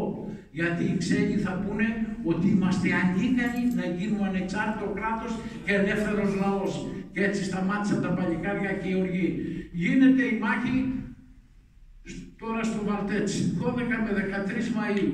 Και γιατί είναι ιστορική η μάχη του Βαλτετσίου? Η μάχη του Βαλτετσίου, αγαπητοί φίλοι και σεβαστοί πατέρας, είναι ιστορική, ξέρετε γιατί? Πρώτη φορά τα ελληνικά στρατεύματα με οργάνωση και διοίκηση σαν τακτικό στρατός ήρθαν αντιμέτωποι με το τουρκικό στράτευμα που αριθμούσε 12.000. Οι δικοί μας ήσανε 4.500. Εκεί υπήρχαν 3 λόφοι. Τα δοβρουλέικα βουναδάκια, τα κατσικέικα και ο λόφος του Παπαγιώργη ήχωμα το βούνι. Στο λόφο του Παπαγιώργη οι Τούρκοι είχαν το Γιουρούς Μπαϊράκ, τις επίλεκτες δυνάμεις. Η μάχη έπιασε το πρωί στις 9 η ώρα στις 12 του Μάη. Η μάχη αυτή κράτησε μέχρι τα ξημερώματα 5 η ώρα με την παλιά, δηλαδή 6 ώρα το πρωί στις 13 του Μάη. Και ορμάει ο ίδιος ο γέρος του Μοριά, σε ηλικία τώρα καταλαβαίνετε, 51 ετών, με το γέρο Μητροπέτροβα, μια άγια μορφή, Άγιον αν το χώμα που έχει πέσει αυτή η ψυχή και δάσκαλος του γέρου του Μοριά, ο γέρο Μητροπέτροβα μαζί με τον γέρο Νικολόπουλο. Ήσαν οι δάσκαλοι στα άρματα του γέρου του Μοριά. Και πέφτει απάνω στο Γιουρούς Μπαϊράκ, δικό μας Γιουρούσι, δηλαδή οι επίλεκτες δυνάμεις, κατατροπώνουμε τους Τούρκους και είναι παρούτι και δίνουν το σύνθημα. Και να είναι ευλογημένη η στιγμή, θα τον ονομάσω, ακούστε πώς, του ηρωικότερου των Αγίων και τον αγιότερο των ηρώων. Ποιόνε? Το μεγαλύτερο παλικάρι που έβγαλε ποτέ ο ελληνισμός, τον Νικηταράτο του Κοφάγο. Τον είχε στείλει ο γέρος του Μοριά, ακούστε εδώ, θέλημα Θεού ήτανε. Να πάει μαζί με τον Γενναίο και με 100 παλικάρια καλογομούλαρα στο Μετρεσές, στο Άργος. Μετρεσές είναι το υλοδοδασκαλείο των Τούρκων. Να σηκώσει, ξέρετε τι, το βολίμι, δηλαδή το μολύβι από τη σκεπή για να φτιάσουμε παροτόμουλα, γιατί δεν είχαμε. Και όταν έφτασε μετά από πεζοπορία 15 ωρών με τα λογομούλαρα φορτωμένο Νικηταράτο με τον Γενναίο, ακούει στις 1 η ώρα τη νύχτα, εκεί που πήγανε σε ένα φούρνο που οι γριές τιμάζανε ψωμί, τη φλαγούνα τη λεγόμενη με τυρί από το ασκή, ακούει κανόνια. Και λέει, τι γίνεται τώρα, δεν σταματάνε τη νύχτα το πόλεμο? Γιατί τότε τη νύχτα σταματούσε. Και βάλει, όπως είχε βάλει το ψωμοτήριο Νικηταράς, Άγιο Ναν, το όνομά του, Άγιο το κόμμα του. Τον θεωρώ το μεγαλύτερο ήρωα της Επανάστασης του 21. Αυτόν τον Μάρκο Πότσαρη και τον Βασίλη τον Πετιμεσά. Άγιο Ναν, τα κόμματα που τους σκεπάζουν, σας το λέω με τα λόγω γνώσεως. Και πεβάνει το δάχτυλο Νικηταράς και πετάει το ψωμοτήρι από το στόμα και λέει στα παλικάρια, σηκωθείτε. Η πατρίδα καίγεται και μας έχει ανάγκη. Και ρωμάει στα νότα ο Νικηταράς όταν βλέπουν οι Παρδουνιώτες. Κάτω από οι Παρδουνιώτες ήσαν από τον ομό Λακωνίας, Τούρκοι και αυτοί επίλεκτοι. Όταν βλέπουν ότι ορμάει ο Νικηταράς και ακούγανε το όνομα και τρέμανε, λέει έρχονται χιλιάδες Έλληνες να μας πιάσουν τα νότα. Και καταλείπουν και σκοτώνονται εκεί 890 Τούρκοι και τραυματίζονται άνω των 3.000 και μπαίνοντας στο κάστρο που είχαν πάει οι δημογέροντες και τους κρατάγανε μέσα σε ένα σκοταδιαστό δωμάτιο, μια χαμοκέλα αλυσοδεμένους με αλυσίδα 300 οκάδων. Καταλαβαίνετε, είσατε 5 Μητροπολίτες και 18 δημογέροντες. Λοιπόν, όταν μπήκανε μέσα στο κάστρο, τους ρωτάγανε οι χανούμισσες, οι γυναίκες, το δικό μου μην τον είδατε, το Ιωσούφ? Όχι, δεν απαντούσε κανένας. Ακούνε οι δημογέροντες μες στο κάστρο και πάει ένας Τούρκος εκεί που ήξερε ελληνικά πτέστος και του λέει ο Παπαλέξης, τι έγινε αφέντη μου? Παπαλέξη, μια φορά κερδίζουμε εμείς, μία κερδίζετε και εσείς οι γιαούριδες. Άρχισαν πλέον και ξέρετε τι χρησμό είχαν βγάλει οι Τούρκοι, να σας το πω στα τουρκικά. Αλάχ. Να σας την πω στα τουρκικά να την μάθετε. Αλάχ, πες το, πώς το λέγανε τον Έλληνα μωρέ στα τουρκικά. Αλάχ, γιαουρά, φουρσίτ, φέρμεση. Μη δώσει δύναμη, έτσι χαρικιώσα το πρωί του. Μη δώσει δύναμη ο Αλάχ, ο πολυχρονεμένος μας Θεός, στο γιαούρι. Αυτό ήταν. Έπαψαν μετά την ήττα του Βαλτετσίου να χαιρετιώνται με αυτόν τον τρόπο. Γι' αυτό θεωρείται. Και ο γέρος τι έκανε, ξέρετε? Αφού φάγανε το μεσημέρι οι παππούλιδες, διατάζει τριήμερο νηστεία σε όλο το στράτευμα. Ακούστε εδώ, ενώ δεν ήταν μέρες νηστεία. Και όταν πήγαν οι άλλοι και του λένε, γιατί καπετάνιο? Ωραία, τετραπλάσιους Τούρκους νικήσαμε. Πώς λέτε ότι τους νικήσαμε? Με την παλικαριά μας, μόνο με τη βοήθεια του Θεού, της Παναγίας και του Αγιώργη. Γι' αυτό θα νηστέψουμε όλοι το λιγότερο για 3 μέρες. Το καταλαβαίνετε τι πίστη είχαν αυτοί οι άνθρωποι? Και εμείς σήμερα φτάνουμε να τους κατηγορούμε ότι κάνανε εκείνο, κάνανε το άλλο. Ας έρθουμε στη θέση τους να δούμε εμείς οι ξύπνοι τι θα κάναμε. Έτσι, θα το πάναμε στα πόδια με την πρώτη του φεγγιά. Έτσι, αλλά πιστεύω ότι υπάρχουν ακόμη Έλληνες που το λέει η περδικούλα τους. Και θα αποδειχτεί στο μέλλον ότι θα υπάρξουν τέτοιοι Έλληνες, γιατί υπάρχουν. Σας το λέω και αυτό με τα λόγου γνώσεως. Οι Αγιορείτες δεν κάνουν ποτέ λάθος. Και επειδή έχω στενές επαφές με τους Αγιορείτες, σας το λέω ότι θα το δούμε, ίσως να ζούμε όλοι εμείς εδώ μέσα και θα το δούμε εκεί. Το μέλλον είναι γύτατο. Λοιπόν, γίνεται λοιπόν η μάχη στο Βαλτέτσι και ο Κολοκοτρώνης σκέφτεται πάλι την άλωση της Τριπολιτσάς. Αυτοί είχαν πιάσει το καθένα στη διχόνια, δεν θέλανε, ξέρετε γιατί? Να μην λάμψει κι άλλο το άστρο του Κολοκοτρώνη. Τι λες τώρα, άμα κατακτήσει και την Τρίπολη, τελειώσαμε εμείς όλοι οι καλαμαράδες. Μπας περιπτώσει γίνεται η μάχη της Πιάνας, η μάχη στο Λεβίδιο που πέφτει ο θελικός Τριφτόπουλας, ο καπετάνιος, η μάχη της Γράνας, να μην μακρηγορώ, 23 του Σεπτέμβρη, 8.30 ώρα το πρωί μέρα Παρασκευή, αλώθηκε η Τριπολιτσά. Και πώς αλώθηκε η Τριπολιτσά? Μετά από διαπραγματεύσεις και μεταξύ Ελλήνων και Τούρκων. Ίσως δεν την παραδοθούν Τούρκοι. Ένας Μανώλης Δούνιας που ήταν από την Κωνσταντινούπολη μαζί με 2 παλικάρια από τις Πέτσες, ο Αβραντινής, μαζί με τον Γιώργο τον Ρουμάνη. Πάει ο Δούνιας που ήξερε τουρκικά και του λέει του Τούρκου πάνω στην τάπια, δηλαδή στα κανόνια. Οι άλλοι εσυσκέπτοντο με τον Καϊμακάμ, τον υπασπιστή του Χουρσίτ Πασά, που για καλό του ελληνισμού πολεμούσαν τον Αλή Πασά απάνω στα Γιάννα και δεν είχαν κατατροπώσει ακόμη και είχε αφήσει τον υπασπιστή, τον λεγόμενο στα Τούρκια Καϊμακάμ στην Τρίπολη, να διοικεί την Τρίπολη και το στρατό. Λοιπόν, και του φωνάζει ο Δούνιας, ωραία καρτάσι του Τούρκου που ήταν στην τάπια. Λέει, ποιος είσαι? Έλα, δεν με ξέρεις, ρε. Ο Μανώλης ο Δούνιας από την πόλη σε έχω δει, από εκεί σε θυμάμαι. Είχε κάνει και ο Τούρκος στην Κωνσταντινούπολη και τσίπησε. Ακούστε εδώ, τέχνασμα. Λέει, τι θες? Ωραία, το ξέρω τι είσαι νηστική, του λέει ο Δούνιας. Εδώ σου έχω φέρει ψητά να φας, αδερφέ. Δεν μας χωρίζει τίποτα εμάς. Καρτάσινες είμαστε και εγώ στην πόλη ήμουνα. Ρίξε ένα σκηνή να σου στείλω τρόφιμα επάνω. Του στέλνει τρόφιμα, να σου στείλω και κρασί. Του στέλνει και κρασί, μαζεύονται κάτι ο Τούρκοι που ήσανται στην τάπια, ενώ άλλοι συσκέπτονται όλοι με την Πασίνα και τον Καϊμακάμι μέσα στο Πασαλίκι. Ρίξε ρε 2-3 να ανεβούμε πάνω να τα πούμε από κοντά, του λέει ο Δούνιας, να ανεβεί και ο Ρουμάνης με τον Αβραντινή που σας ξέρουνε. Γελάστηκε ο Τούρκος, θες από φόβο, θες από τι. Μόλις ανέβηκαν απάνω, τους πιάνουμε τους τρεις, τους δένουμε και κατεβαίνει και ανοίγει ο Δούνια στην πόρτη του αναφλίου. Και μπήκα μέσα ο στρατός του Κολοκοτρώνη. Το τι έγινε, 12.000 νεκριτούργοι, σας τα λέω γρήγορα. Ο Κολοκοτρώνης γλίτωσε μόνο τους Αρβανιτάδες που είχαν έρθει σε συμφωνία και έστειλε το Λόντο και τους φυγάδευσε από το Αίγιο στο Γαλαξίδι με κίνδυνο της ζωής του. Και το μόνο που έκανε, έκοψε τον πλάτανο, το μεγάλο, μέσα στο κέντρο στην Τριπολιτσά, όπου εκρέμαγαν τους καπεταναίους και τους αγωνιστές και τους παπάδες του 21. Αλώθηκε η Τριπολιτσά, πάμε γρήγορα τώρα για να φτάσουμε στον επίλογο. Αλώθηκε την Τριπολιτσά. Οι Έλληνες νόμισαν ότι κληρονόμησαν τη βασιλεία των ουρανών. Άρχισε η διχόνια. 2 χρόνια διχόνια. Έρχεται πάλι ο Δράμαλης για το καλό των Ελλήνων, τον Ιούλιο του 22.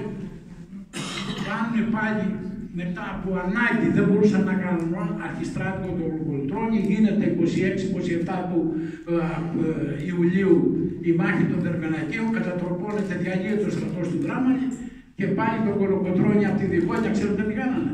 Τον στείλανε πρώτα στην Πάτρα να καταλάβει το κάστρο της Πάτρας. Έγινε η μάχη του Σαραβαλίου, έτσι.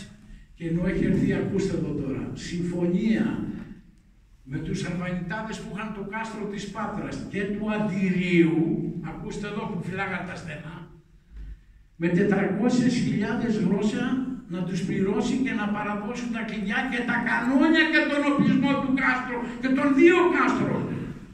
Ο Κολέτης, αυτός ο πανούργος άνθρωπος, να μην δοξαστεί ο γέρος του Μοριά, δεν το αντέχει.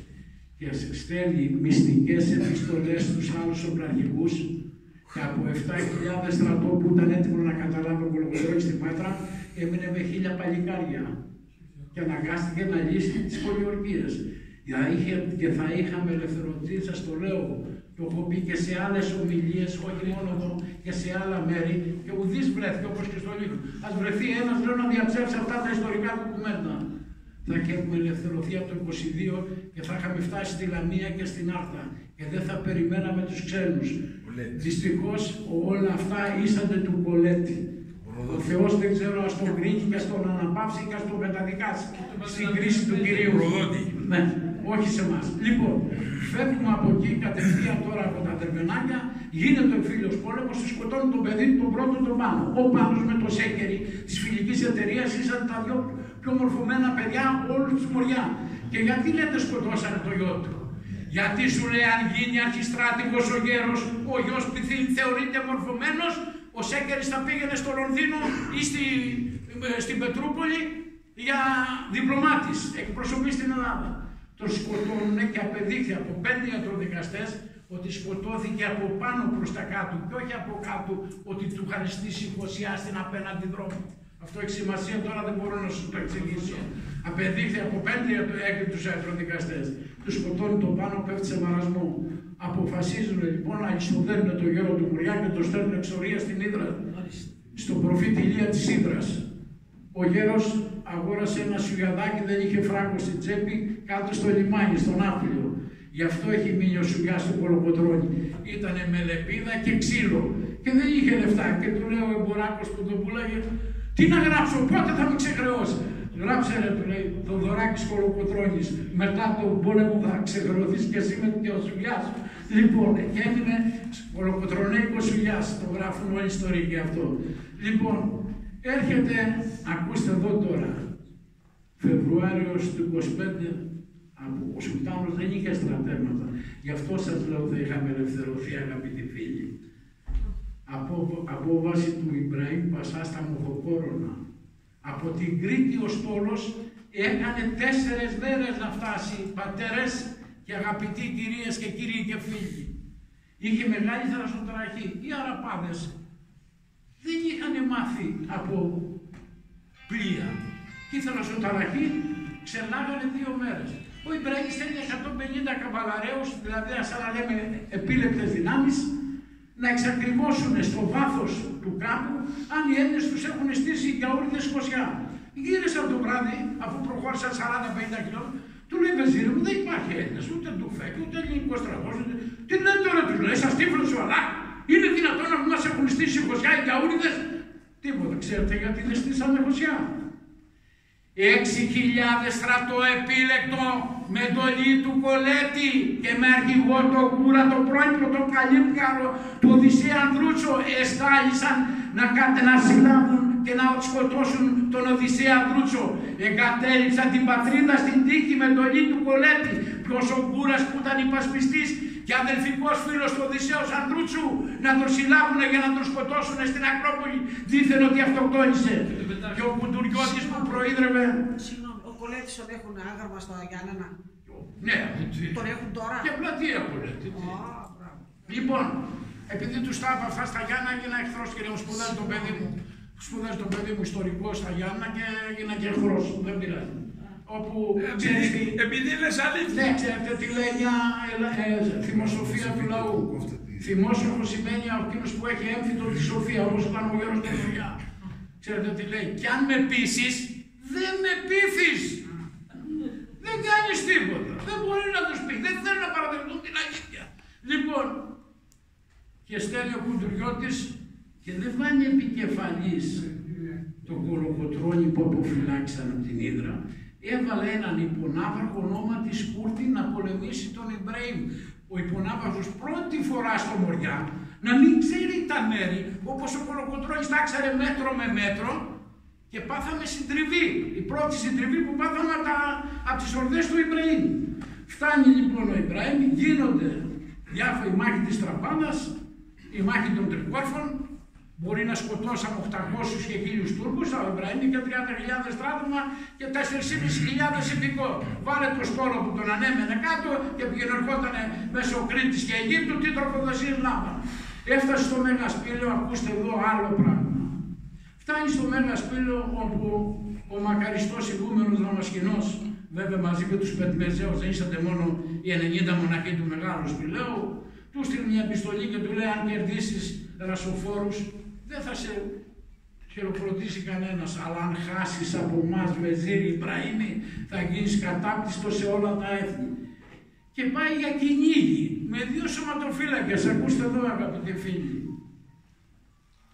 Ο Νενέκος, ο βραχικός από τα μέρη μου, τη Ζουμπάτα Φαρών, γιατί και εγώ είμαι του τέος Δήμου Φαρών, από το χωρίο Φαρέν, έξω από την Πάτρα, το πιάνει με τα παλικάρια του μέσα στο δάσος χαμένο.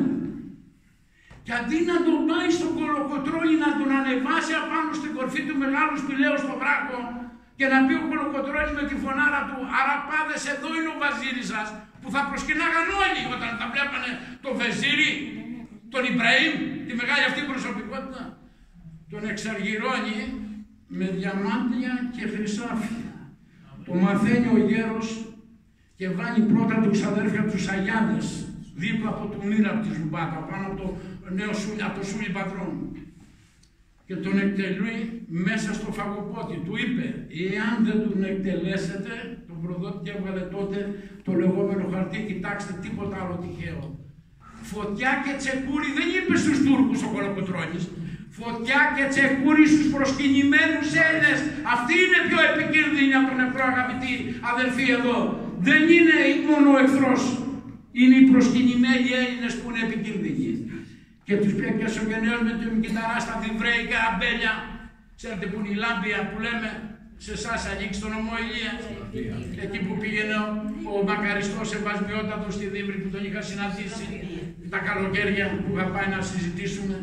Λοιπόν, ο Γερμανός, η αιωνία του μνήμη. Λοιπόν, και τους, δεν θέλω να πω από ποια χωριά γυρίζανε, που πηγαίναν να παραδώσουν τα όπλα με αλογομούλερα να περάσει. Πού πάτε, ρε, τους λέω, και τα λάβει το γενναίο, λέει, να απογράψουν τα χαρτιά. Λέει, ποια χαρτιά? Τα προσινοχάρτια? Ναι. Και εκεί τι κουβαλάτε? Λέει, τα ντουφέκια που έχουμε και τα σπαθιά. Και τους πιάνει ο γενναίος με το Κολοκοτρώνη και τους κρεμάνε στα πλατάνια. Και γράφουν σε ένα χαρτί ότι έτσι η πατρίδα τιμωρεί τους προδότες. Εάν δεν ήταν πάλι ο γέρος του Μοριά, θα είχε προσκυνήσει όλο το Μοριά. Καταλαβαίνετε τι έγινε την εποχή εκείνη.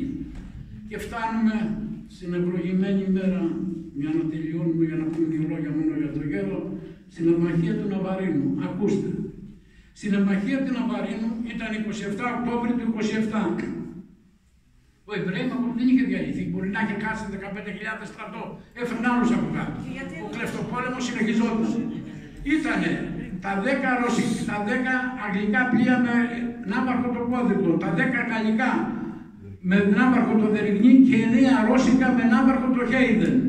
Ο Χέιδεν έλειπε μία ώρα μακριά από τον Ναβαρίνο στη θάλασσα. Και αυτό ήταν θεία πρόνοια που έλειπε ο Χέιδεν, θα ακούσετε να δείτε.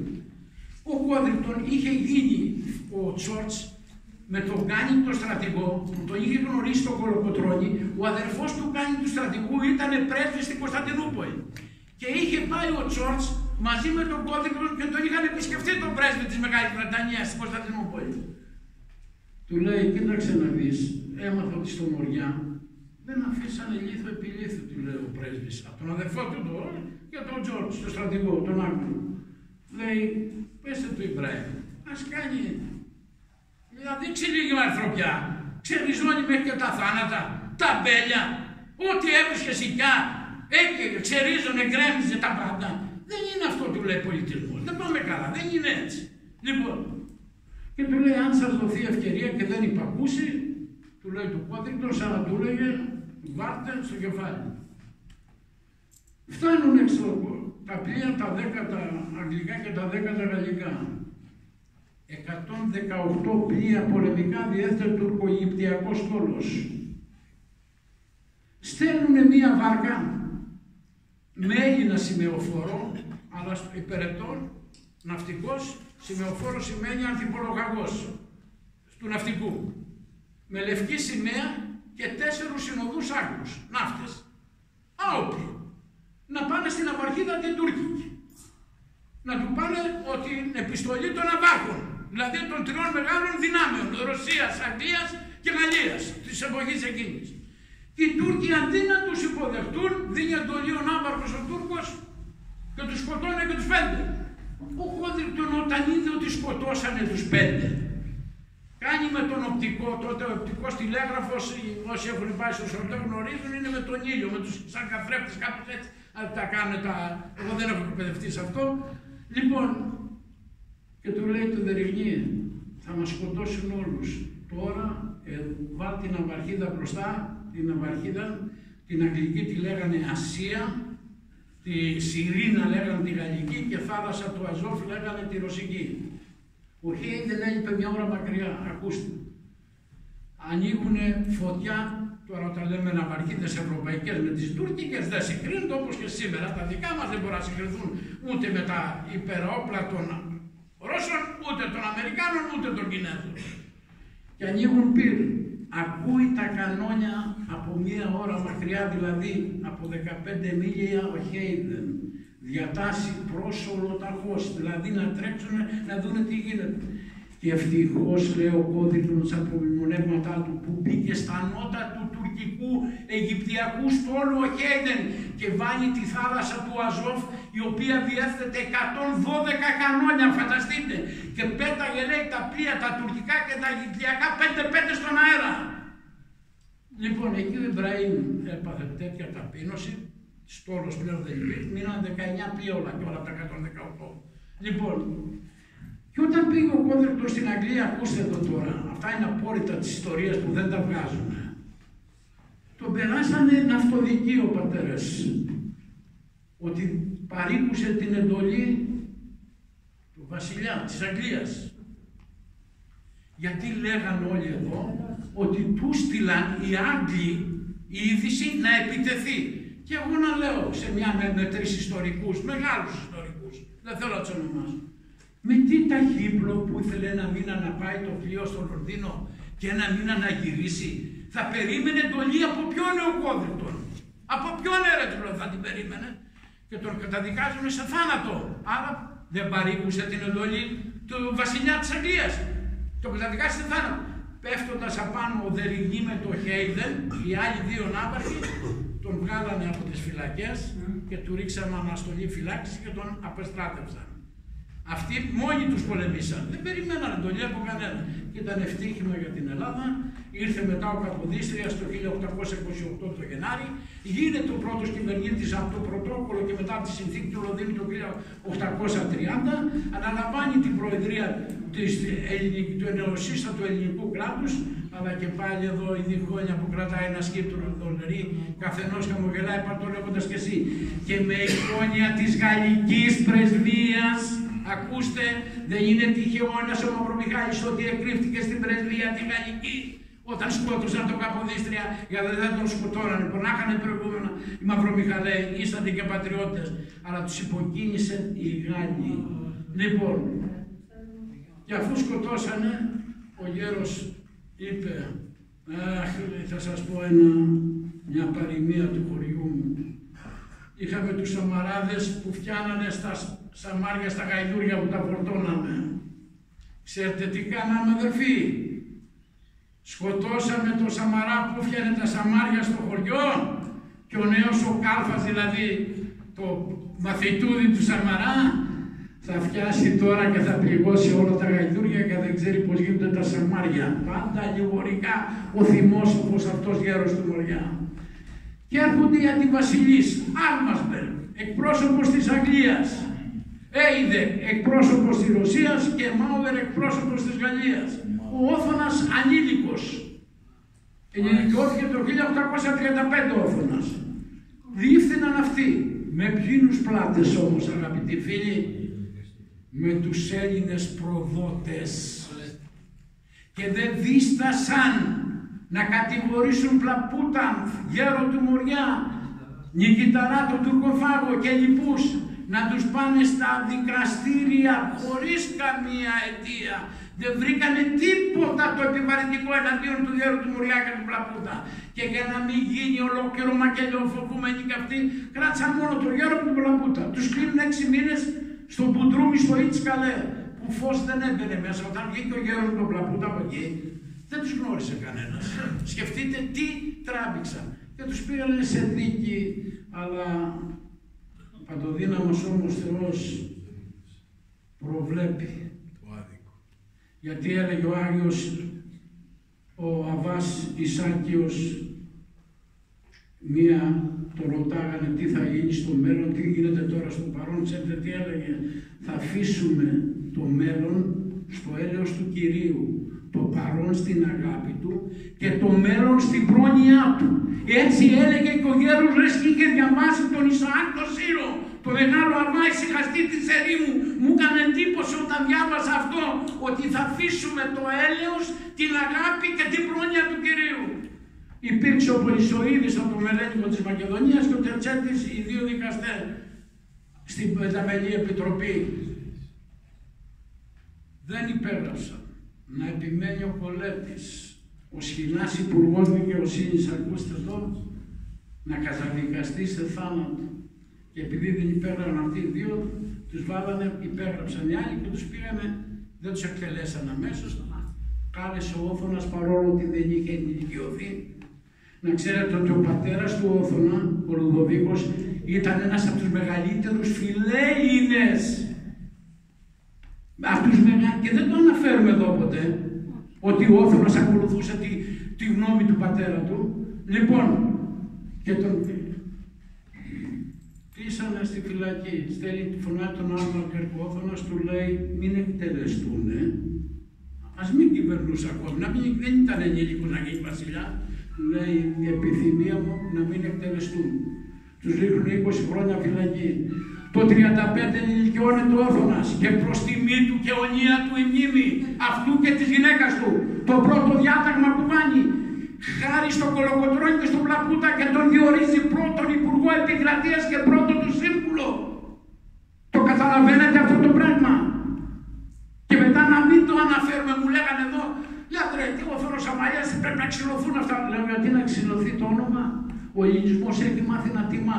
Ξέρετε ότι στο Παρίσι οι Γάλλοι τιμούν τον Μάρκο Μπότσαρη και τη μνήμη του και έχουν τον 5ο σταθμό του ηλεκτρικού αφιερωμένο στον Μάρκο Μπότσαρη και τη λεωφόρο τιμία στο Παρίσι, λεωφόρος Μάρκο Μπότσαρη.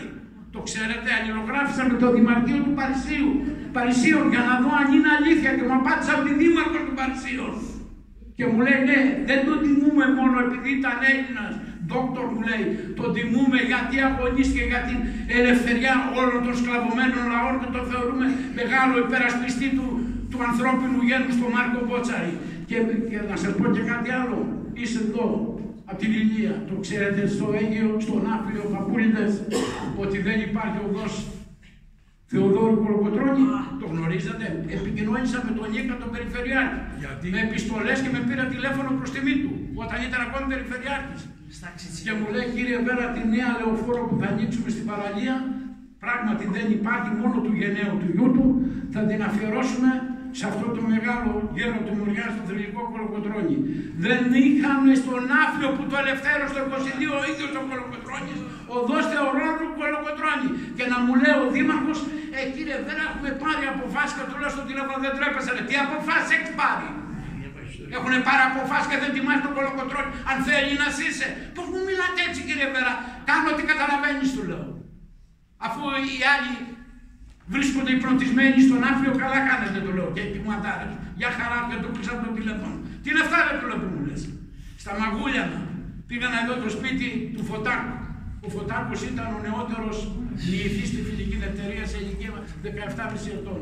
Και μου είπε ο Νίκας ότι πήγαινε παππούλη μου, Κωνσταντίνα και ο πάτερ μου, να πάει να φτιάσει πάλι τα θεμέλια του σπιτιού, να μην πέσουν του θρυλικού Φωτάκου Χρυσανθόπουλου. Υπάρχει αυτό το σπίτι? Ναι, υπάρχει, αλλά έχουν πέσει. Και του είπα να αναστηλώσεις τους τοίχους και να βάλει μια πινακίδα σπίτι του μεγάλου Φωτάκου Χρυσανθόπουλου, υπασπιστού και γραμματικού και ιστορικού του Θεοδόρου Κολοκοτρώνη. Λοιπόν, και τον κάνει πρώτο σύμβουλο επικρατείας. Παντρεύει το παιδί του Κολίνο και μετά γίνεται στα Νάκτορα ένα τσιμπούσι μεγάλο, προς τιμή του γέρου του Μουριά. Εκεί λοιπόν προς του φτάσουν στο τραπέζι να γλεντήσουν, κάνανε Υπουργικό Συμβούλιο και λέει ο Υπουργός Οικονομικών, ακούστε εδώ, έσοδα 19 εκατομμύρια τότε 625.000 δραχμές 401. Ακούστε, έξοδα, χαμήλωσε τη φωνή, έξοδα 27 εκατομμύρια, του λέω Κολοκοτρώνης, πώς είπες ωραία Καλαμάρα, φώναξε δυνατά να τα ακούσω μεγαλειότατος. Λέει έσοδο 19,5 εκατομμύρια, έξοδο 27.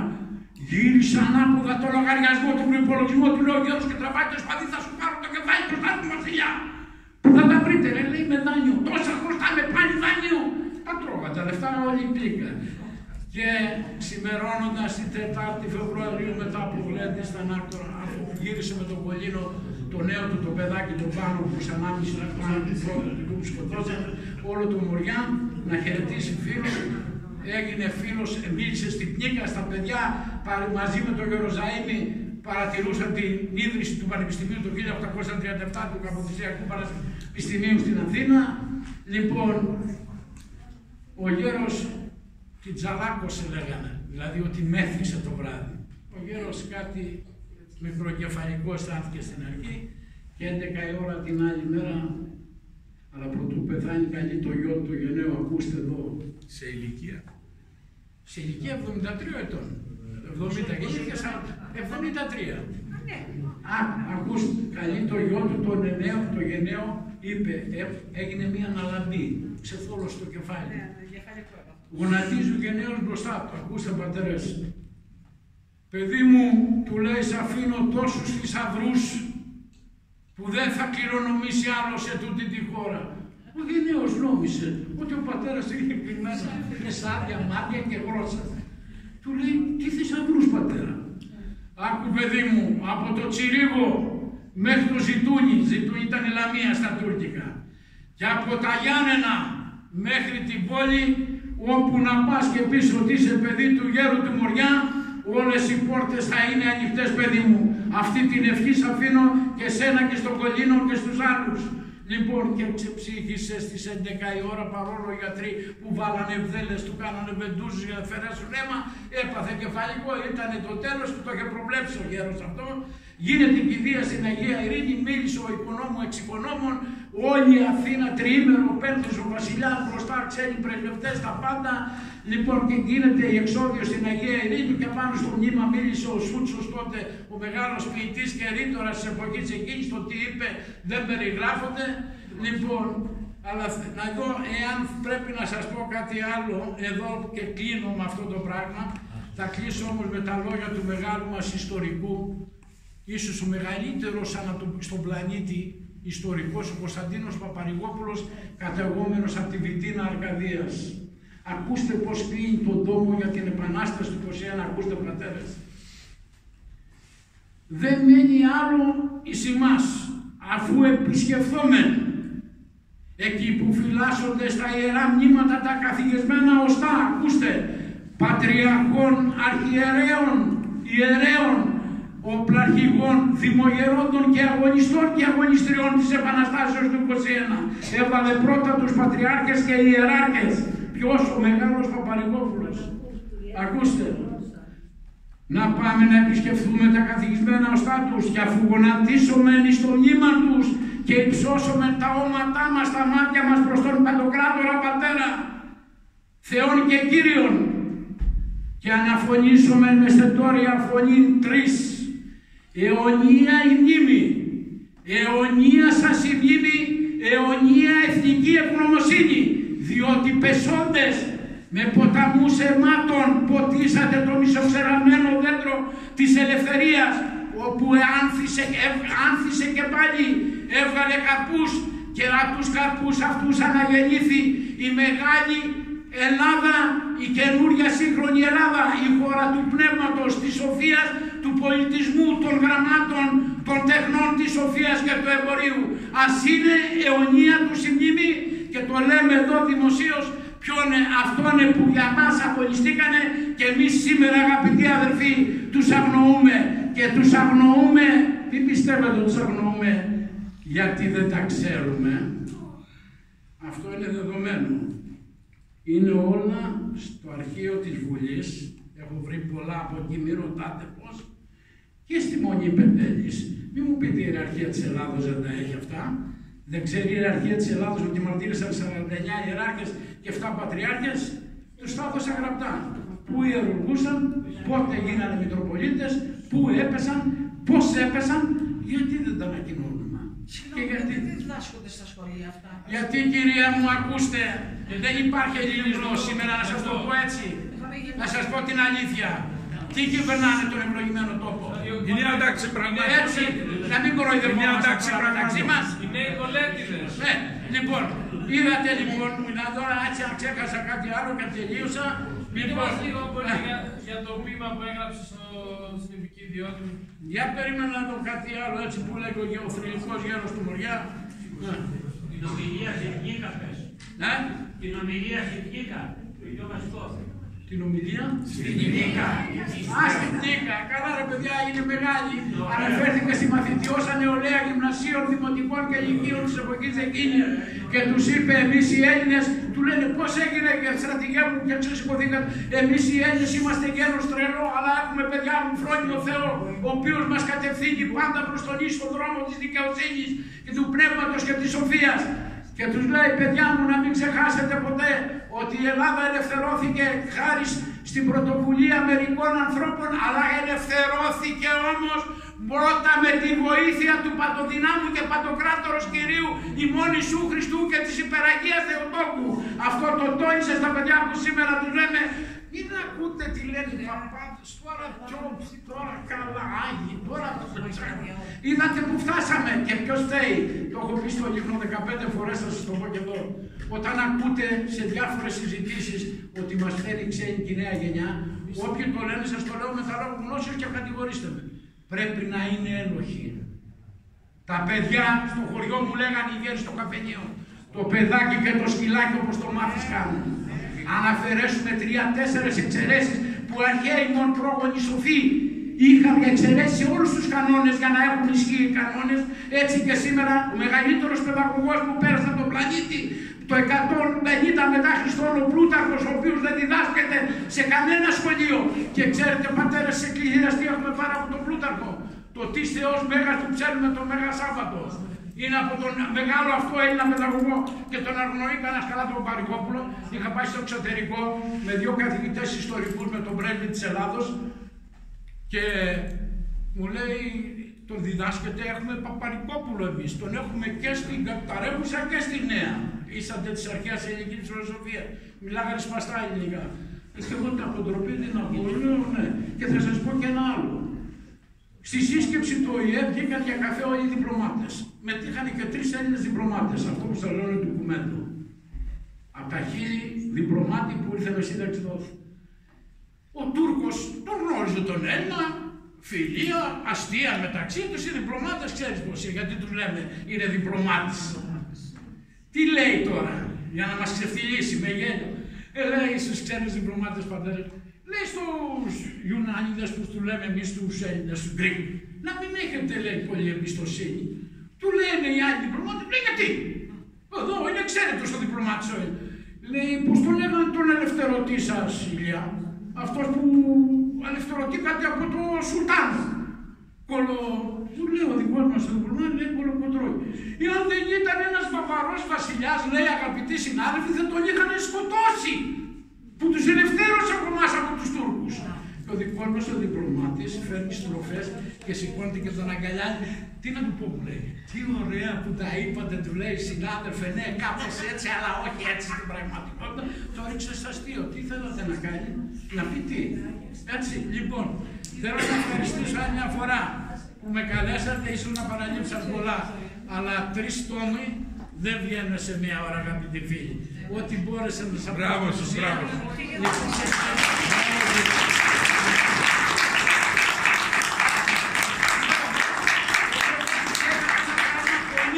Πολύ ωραίο. Ακούστε, οι Βαβαροί τι κάνανε στην Ελλάδα. Έψαξα στο ίντερνετ και βρήκα Γάλλοι πρόξενοι στην Πάτρα μετά την απελευθέρωση από τον Τούρκο. Και ακούστε τι βρήκα, δεν το ήξερα αυτό, πρώτη φορά θα ακουστεί. Ο Γουστάβος Λαφρόν πρόξενος το 1886 στην Πάτρα. Τι γράφει, την αλλίωση του ελληνικού έθνους από τους Βαβαρούς. Ακούστε πώς το περιγράφει. Και θα σας το δώσω να το γράψετε. Όλα σας, λέει στους Έλληνες, όλα σας είναι φράγκικα, όλα τα ζηλεμένα. Και ελληνικά και έθιμα δεν έμεινε κανένα. Φράγκικος είναι ο χορός. Φράγκικα πλέον τα τραγούδια, με φράγκικα ονόματα βαφτίζουν τα λουλούδια στην Ελλάδα. Αχ, πέστε μου, πού τραγουδούν τα εθνικά τραγούδια, που οι κοπέλες αγαπούν του κάπου τα λουλούδια, πού το συρτό χορεύουνε με κεντητό μαντίλι, πού έχουν χρώμα κερασού της γυναίκας στα χείλη, πού αντυχεί του έρωτα αγροτική φλογέρα και τα ειδόνια κεραϊδούν σε ελεύθερο αέρα, πού ρίχνουν ίσκιο δροσερό τα θάνατα πλατάνια και στράφτουν των πελικαριών και στράφτουν των παλικαριών στη μέση για τα γάνια. Ακούστε πώς κλείνει. Εκεί να τρέξω μια στιγμή, να εφρανθώ να ζήσω ο Γάλλος πρόξενος, με του βουνού τα αρώματα να πάω να ξεψυχήσω. Δεν είναι τυχαίο το ποίημα αυτό που μου έχει τρομερή εντύπωση και ο γέρος του Μοριά συμπληρώνει αυτόν. Λες και ήταν προφήτης. Όταν το ρώτησαν οι ξένοι διπλωμάτες, ακούστε, προς τους νέους μας και στους ξένους διπλωμάτες, ήρθαν μερικοί να γίνουν μπαρμπέριδες, δηλαδή κούρις, εις του Κασιδιάρη το κεφάλι, εις του Κασίδη το κεφάλι. Μας πονούσε το μπαρμπέρισμά τους. Από τότε που μας πονούσε το μπαρμπέρισμα, δηλαδή το κούρεμα, που μας κούρευαν εξεπίτηδες για να πονάμε, άρχισε η διχόνια και χάθη πλέον από τον ελληνισμό η προθυμία για ομόνια. Γι' αυτό, παιδιά μου, σας λέω να ομονοείτε και να μην έχετε διχόνια, το σαράκι της διχόνιας. Να είστε καλά. Ευχαριστώ πολύ.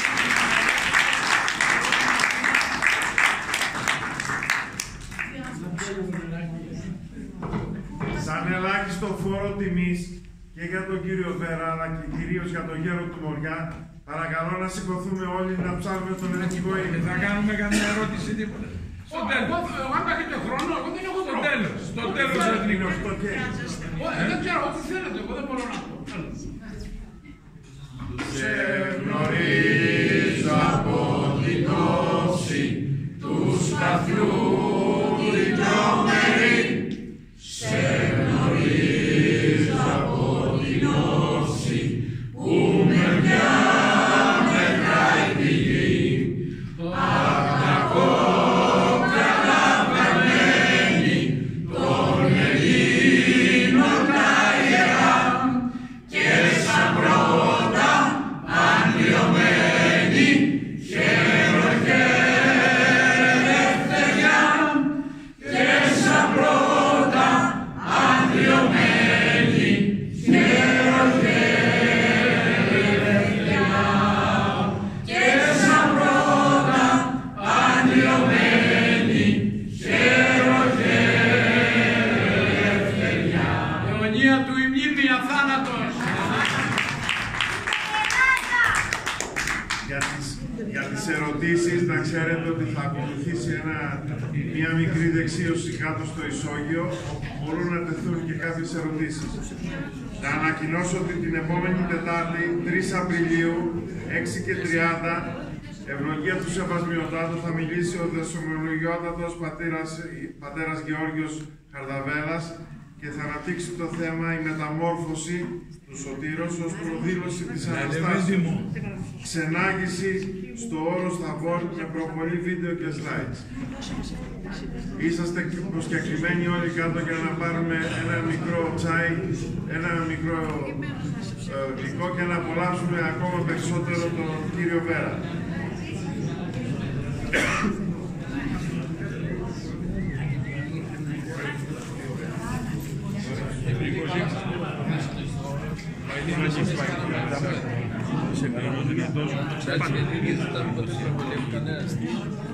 Έχω μια σελίδα εδώ έξω.